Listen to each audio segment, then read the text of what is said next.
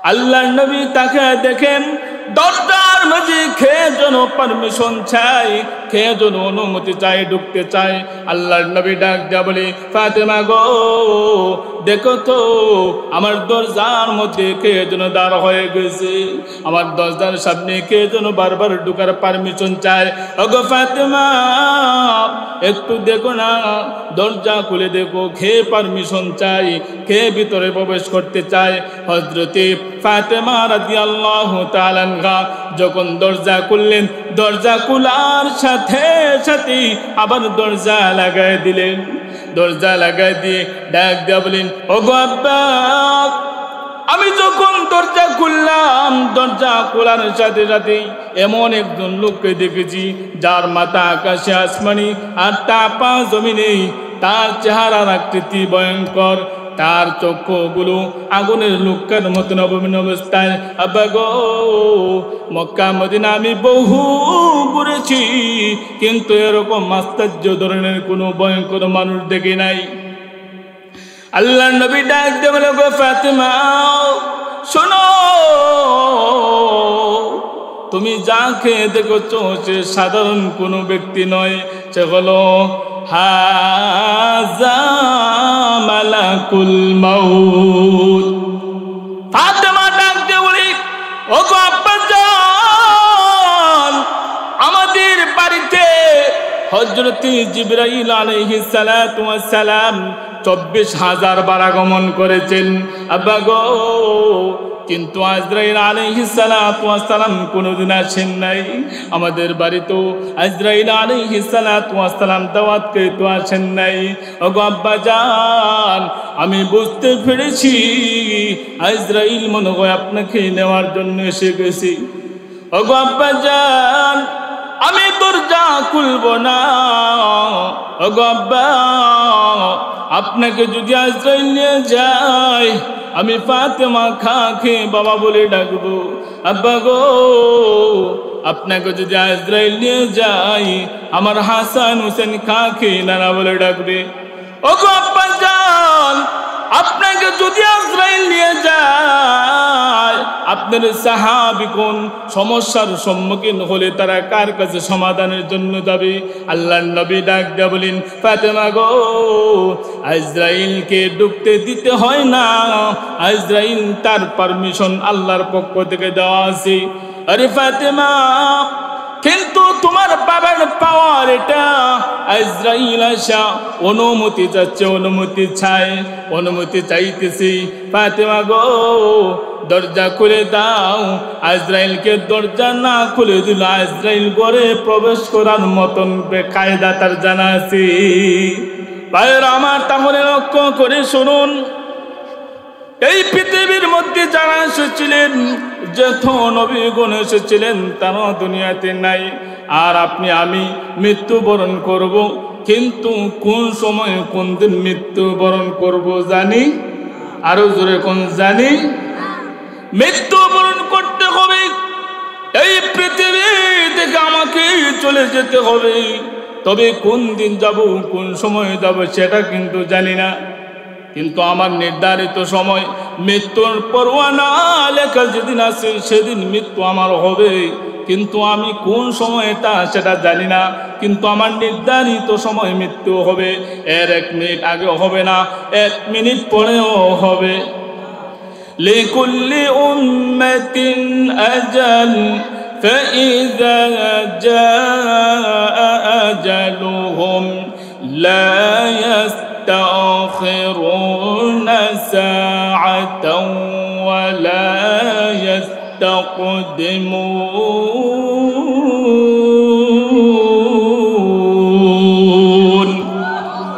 মৃত্যু যখন নির্ধারিত আছে সেই সময় আমার মৃত্যু হবে, এর 1 মিনিট আগেও হবে না, 1 মিনিট পরেও হবে না। ভাইরা আমার, তাহলে আমরা সারমর্ম যে আলোচনা শুনলাম, আমরা সারমর্ম যে কথা বুঝতে পারলাম, একদিন আমাকে মৃত্যুবরণ করতে হবে, কিন্তু কোন সময় মৃত্যুবরণ করব সেটা আমার জানা। আরো জোরে কোন জানা? ভাইরা আমার, তাহলে লক্ষ্য করে শুনুন, এই মৃত্যুর পরোয়ানা আপনি আমার সাথে টিকে ধরে দেওয়া হয়েছে, আপনি আমার আজান হয়ে গেছে, আপনি আমার একামত হয়ে গেছে। কথা বলেন ঠিক কিনা? আরো জোরে কোন ঠিক কিনা? যখন দুনিয়াতে আসছি আমার ডান কানে আজান, আমার বাম কানে একামত দেওয়া হয়ে গেছে। কথা বলেন ঠিক কিনা? আচ্ছা, আজান দিলে পর নামাজ কয় মিনিট সময় থাকে? 15 মিনিট। আজানের পরে একামত দিলে আর কয় মিনিট? আর ওদের এখন 1 সেকেন্ডও থাকে না। তাহলে আমরা একামতও শেষ। তখন ওই একামত আর ইমাম সাহেব আল্লাহু আকবার বলবেন যে এর মধ্যখান অল্প সময়টা হলো আমাদের হায়াত। আর ওদের এখন এই অল্প সময়ের হায়াত পাইয়া আমাদের বাহাদুরির শেষ নাই। কিন্তু আজরাইল যখন আমার কাছে আসবে, আমার সব বাহাদুরি একদিন মুছে ফেলে সবগুলো আমার ধ্বংস হয়ে যাবে। কথা বলেন ঠিক কিনা? ভাইরা আমার, তাহলে লক্ষ্য করে শুনুন, এই পৃথিবীর মধ্যে কেউ থাকতে পারে নাই, আমিও একদিন থাকতে পারবো না। এই পৃথিবীও ধ্বংস হয়ে যাবে। আরো যেরকম ঠিক কিনা? এই পৃথিবী একদিন থাকবে না।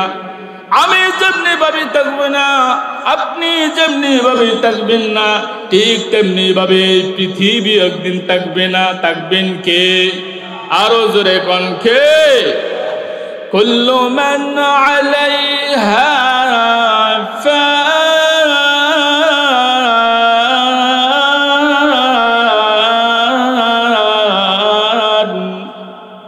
ওয়া ইয়াবকা ওয়াজহু রাব্বিকা যুল জালালি ওয়াল ইকরাম। একদিন এই তাম পৃথিবী ধ্বংস হয়ে যাবে। আমাদের উপর যে আসমান দেখা যায়, আসমান একদিন ধ্বংস হয়ে যাবে। আমাদের নিচে যে জমিন দেখা যায়, জমিন ধ্বংস হয়ে যাবে। তাম পৃথিবীর মধ্যে যা কিছু আছে সব একদিন ধ্বংস হয়ে চুরমার হয়ে যাবে। কথা বলেন ঠিক কিনা? ভাইরা আমার, তাহলে লক্ষ্য করে শুনুন, যেই কথা বলতেছিলাম, মৃত্যু নামক পরোয়ান আপনি আমার দেওয়া হয়ে গেছি। একদিন এই পৃথিবী থেকে আমাকে চলে যেতে হবে, আপনাকেও চলে যেতে হবে। আমাদের পূর্বপুরুষও চলে গেছেন, কিন্তু মৃত্যুর একটা যন্ত্রণা আছে, কষ্ট আছে। এই মৃত্যুর কষ্ট থেকে, মৃত্যুর যন্ত্রণা থেকে যদি বাঁচতে চাই, তাহলে নেক আমলের দরকার আছে না নাই? আরো জোরে কোন। এই মৃত্যু নামক পরোয়ান, এই মৃত্যু নামক সংবাদ আমরা সবাই জানি, আমরা সবাই বিশ্বাস করি। আস্তিক হোক, নাস্তিক হোক, খ্রিস্টান হোক, কাফের হোক, কুফার হোক, বেঈমান হোক, মুসলমান হোক, সবাই এটা বিশ্বাস করে। আর কিছু না হইলেও মৃত্যু আমাদের, আরো জোরে খান, মৃত্যু আমাদের একদিন হবে, এটা আমরা সবাই বিশ্বাস করি। এই মৃত্যুকে অস্বীকার কেউ করতে পারে নাই, কিয়ামত পর্যন্ত পারবে।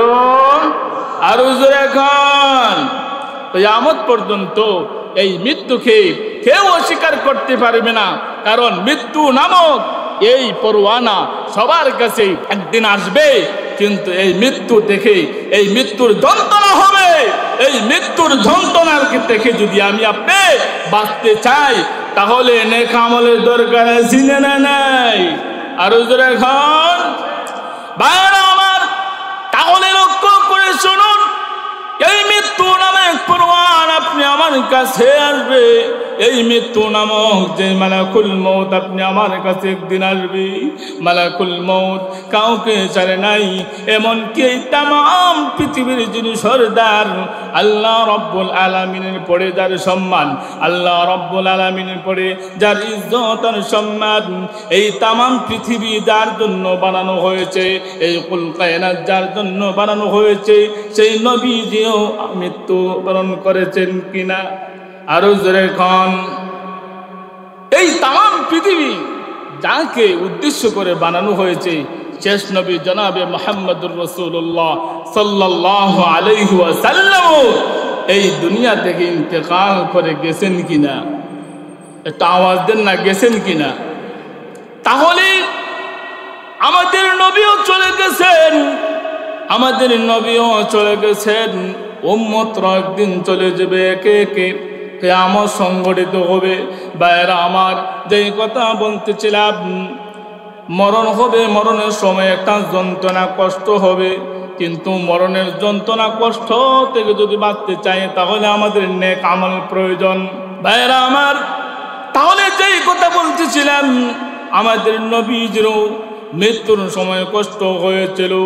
ভাইরা আমার, কিতাবের মধ্যে আছে আল্লাহর নবী যখন ইন্তেকাল করবেন, ইন্তেকালের কয়েকদিন আগ থেকে নবীজি অসুস্থ, বিছানায় পড়ে আছেন।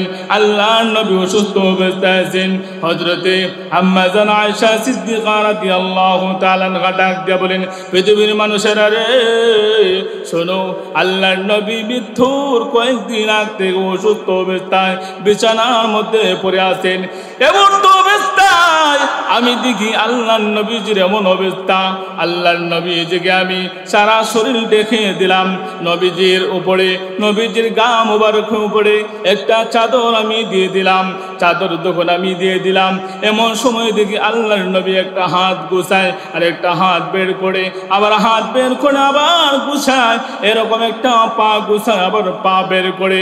আমার ধারণা পাল্টে গেল, আল্লাহর নবী মাসুম বেগুনাহগার, আল্লাহর পরে যার ইজ্জত, আল্লাহর পরে যার সম্মান, এই নবীজির এমন অবস্থা কেন?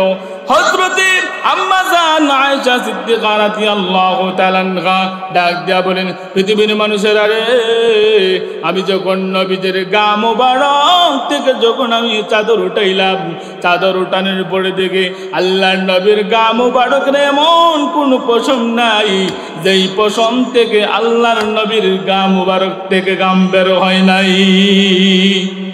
ভাইরা আমার, এমন তো অবস্থায় হযরতে আয়েশা সিদ্দিকা রাদিয়াল্লাহু তাআলা আনহা ডাক দিয়া বলেন, আল্লাহর নবীর পাশে বসা ছিলেন হযরতে ফাতেমা।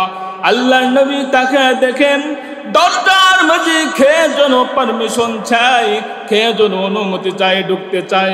আল্লাহর নবী ডাক দিয়া বলে, ফাতেমা গো, দেখো তো আমার দরজার মধ্যে কে যেন দাঁড় হয়ে গেছে, আমার দরজার সামনে কে যেন বারবার ঢোকার পারমিশন চায়।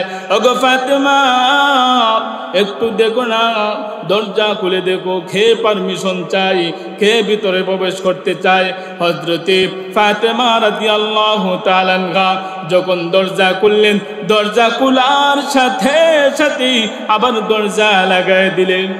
দরজা লাগাই দিয়ে ডাক দিয়া বলেন, ওগো আব্বা, আমি যখন দরজা খুললাম, দরজা খোলার সাথে সাথে এমন একজন লোককে দেখেছি যার মাথা আকাশে আসমানি আর তার পা জমিনে, তার চেহারার আকৃতি ভয়ঙ্কর, তার চক্ষুগুলো আগুনের লোকের মতন অবস্থায়।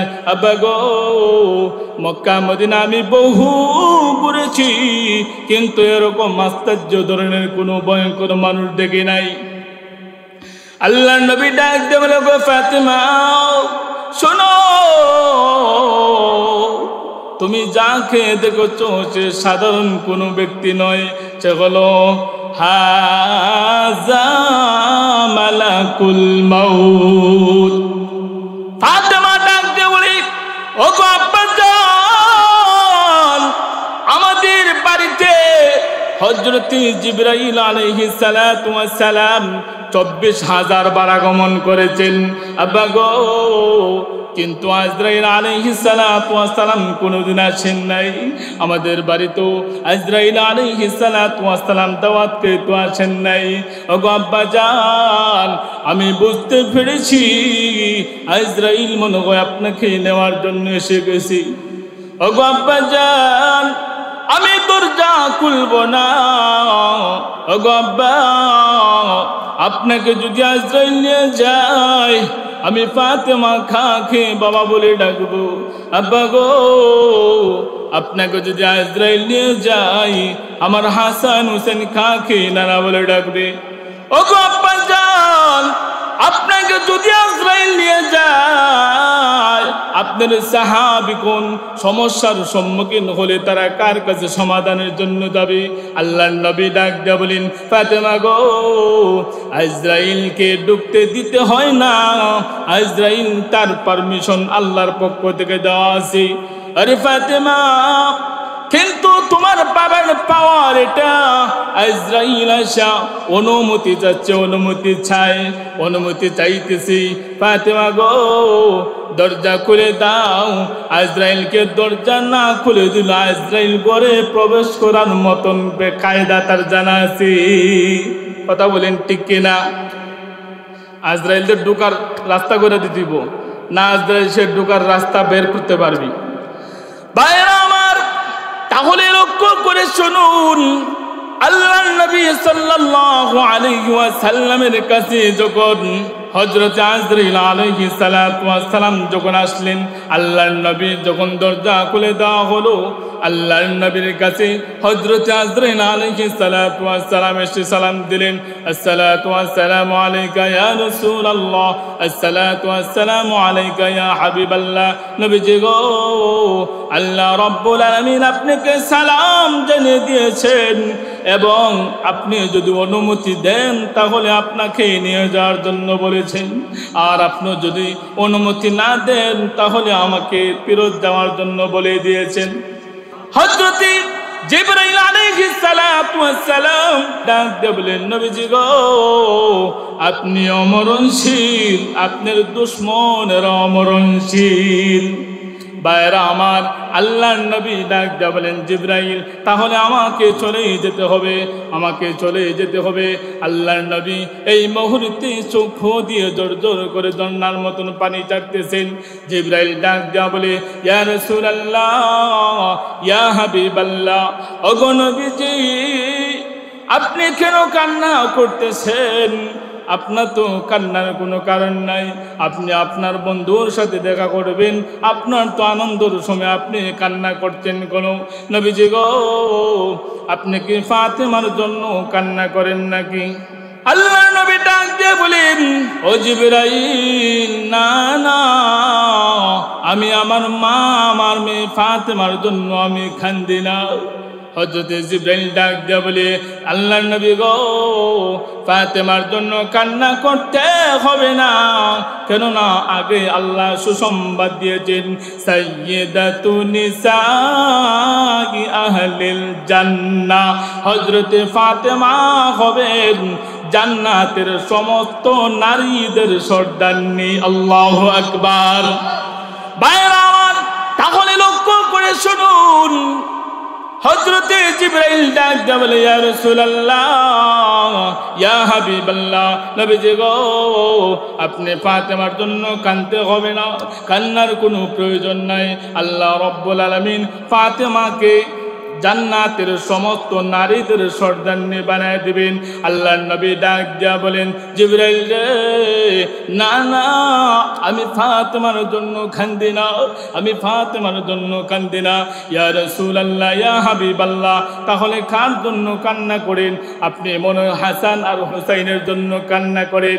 আল্লাহর নবী ডাক দিয়া বলেন, ও জিবরাইল, না না, আমি হাসানের জন্য কাঁদি না, আমি হুসাইনের জন্য কাঁদি না, আমি কাঁদি না তাদের জন্য। হযরত জিবরাইল আলাইহিস সালাতু ওয়াস সালাম ডাক দিয়া বলেন, ইয়া রাসূলুল্লাহ, ইয়া হাবিবাল্লাহ, নবীজি গো, হাসান আর হুসাইনের জন্য কান্না করতে হবে না। হাসান আর হুসাইন হলো জান্নাতের সমস্ত যুবকদের সর্দার হবে, তাই হাসান হুসাইনের জন্য আপনাকে কান্না করতে হবে না। আল্লাহর নবী ডাক দিয়া বলেন, জিবরাইল রে, না না, আমি কান্দি না, আমার হাসাইনের জন্য কান্দি না, আমার হুসাইনের জন্য কান্দি না, আমার মেয়ে ফাতেমার জন্য কান্দি না, আমি কান্দি আমার গুনাহগার উম্মতের জন্য। আল্লাহু আকবার। ভাইরা আমার, তাহলে লক্ষ্য করে শুনুন, আল্লাহর নবী বলতেছেন, আমি আমার ফাতেমার জন্য কান্দি না, আমি আমার হুসাইনের জন্য কান্দি না, আমার হাসানের জন্য কান্দি না, আমি কান্দি আমার গুনাহগার উম্মতের জন্য। কেননা আমি আমার গুনাহগার উম্মতের জন্য কান্দি। আল্লাহ রাব্বুল আলামিন বলেছেন, নবী গো আপনি পৃথিবীর মধ্যে যতদিন থাকবেন আপনার উম্মতকে আমি আযাব গজব দিব না। আল্লাহর নবী ডাক দিয়ে বলেন, জিবরাইল রে, এবার যদি আমি দুনিয়া থেকে চলে যাই তাহলে আমার উম্মতের কি অবস্থা হবে? আমার উম্মত যখন সমস্যার সম্মুখীন হবে, আমার উম্মতরা সমাধানের জন্য কার কাছে যাবে? আমার উম্মতরা কি করবে? ভাইরা আমার, তখন সময় হযরতে জিবরাইল আলাইহিস সালাতু ওয়াস সালামকে যখন এই কথা বলতেছেন, আল্লাহ রাব্বুল আলামিন ডাক দিয়া বললেন, জিবরাইল রে, তুমি আমার নবীকে জানায়া দাও, আগে আমার নবী ওনার উম্মতের জিম্মাদারি ছিলেন। আজ আমার নবী আসার পর থেকে নবীর আদর্শ নিয়ে, নবীর সুন্নাহ নিয়ে, নবীর কোরআন নিয়ে যারা চলবে তাদেরকে কিয়ামত পর্যন্ত আমি মহান আল্লাহ তাদের জিম্মাদারি আমি আল্লাহ নিয়ে নিলাম। ভাইরা আমার, তাহলে কি বুঝলেন? আল্লাহ রাব্বুল আলামিন বললেন যে তাদের জিম্মাদারি নিলাম। ভাইরা আমার, এবার লক্ষ্য করে শুনুন, আল্লাহ রাব্বুল আলামিন এরকম যখন কথা দিলেন, আল্লাহর নবী ডাক দিয়া বললেন, আজরাইল রে, এবার আমার জান নিতে পারো, এবার আমার কোনো বাধা নাই, এবার আমার জান নিয়ে কবজ করে নাও। এবার হযরতে আজরাইল আলাইহিস সালাতু ওয়াস সালাম নবীজির বুক মোবারকে যখন হাত রাখলেন, এবার বুক মোবারকে যখন হাত রাখলেন, এমন তো অবস্থা আল্লাহর নবী ডাক দিয়া বললেন, আজরাইল রে, তুমি কি তোমার হাত আমার বুকের উপর রেখেছো নাকি উহুদ পাহাড় আমার বুকের উপর রেখে দিয়েছো? ভাইরা আমার, তখন সময় হযরতে আজরাইল আলাইহিস সালাতু ওয়াস সালাম ডাক দিয়া বললেন, ইয়া রাসূলুল্লাহ, ইয়া হাবিবাল্লাহ, নবীজি গো, পূর্বে যাদের জান আমি কবজ করেছি এরকম সুন্দরভাবে মোলায়েমভাবে আমি কাদের জান কবজ করি নাই। ওগো নবীজি, কিয়ামত পর্যন্ত তাদের জান কবজ করব, এত সুন্দরভাবে মোলায়েমভাবে আমি জান কবজ করব না। নবীজি গো, শুধু আপনার জান আমি এরকম মোলায়েমভাবে এত সুন্দর করে আমি জান কবজ করতেছি। আল্লাহর নবী ডাক দিয়া বললেন, আজরাইল রে, আমাকে যেত কষ্ট দেওয়ার দে, কিন্তু আমার উম্মতকে মৃত্যুর সময়ে তুমি কষ্ট দিও না। আমার তাহলে আল্লাহর নবী কত উম্মতের দরদ, উম্মতের কত মায়া, উম্মতের প্রতি কত মহব্বত আর ভালোবাসা ছিল। তাহলে আমরা সেই নবীর জন্য মহব্বত ভালোবাসা রাখতে পারি কিনা? আর এখন ভাইরা আমার, তাহলে নবীজির রেখে যাওয়া সুন্নাহগুলো আমাকে জারি করতে হবে। নবীজির সুন্নাহগুলো, নবীজির আদর্শগুলো আপনি আমার কাছে জানি রাখতে হবে। নবীজির সুন্নাহগুলো, নবীজির আদর্শগুলো, নবীজির বাগানগুলো, মাদ্রাসার দিকে আমাদের নজর রাখতে হবে কিনা? আর এখন তাহলে নবীজির রেখে যাওয়া সুন্নাহ, নবীজির আদর্শ আমাদেরকে ধরে রাখতে হবে। কিন্তু আজকে আমরা নবীজির আদর্শ আমরা ধরে রাখি, নবীজির আদর্শ, নবীজির সুন্নাহ আপনি আমার কাছে নাই, আপনি আমার ঘরে নাই, আপনি আমার বাড়িতে নাই, আপনি আমার সংসারে নাই, আপনি আমার ফ্যামিলিতে নাই, আপনি আমার সমাজে নাই, আপনি আমার রাষ্ট্রে নাই। তাহলে নবীজির আদর্শ যদি না থাকে তাহলে তো আল্লাহ কথা দিয়েছেন, যারা নবীর আদর্শ, নবীর সুন্নাহ, নবীর ভালোবাসা যাদের ভিতরে থাকবে, আল্লাহ রাব্বুল আলামিন তাদের জিম্মাদারি নিয়েছেন কে? আর এখন